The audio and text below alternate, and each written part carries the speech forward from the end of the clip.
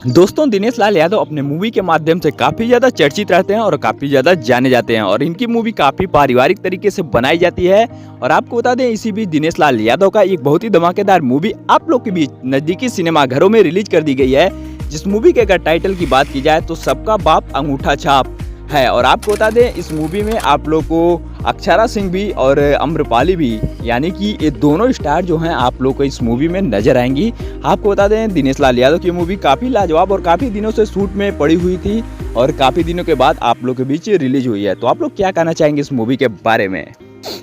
आपको बता दें, दिनेश लाल यादव की ये मूवी काफ़ी लाजवाब तरीके से एडिट करके बनाई गई है और काफ़ी ज़्यादा बजट भी इस मूवी को बनाने में लगा है। आपको बता दें, अलग अलग तरीके का लोकेशन आप लोग को इस मूवी में दर्शाया गया है। हालांकि आप लोग अगर इस मूवी को फुल तरीके से देखेंगे, पूरी अच्छी तरीके से देखेंगे, तो आपको समझ में आएगा कि हालांकि इस मूवी को बनाने में कितना ज़्यादा स्ट्रगल किया गया है।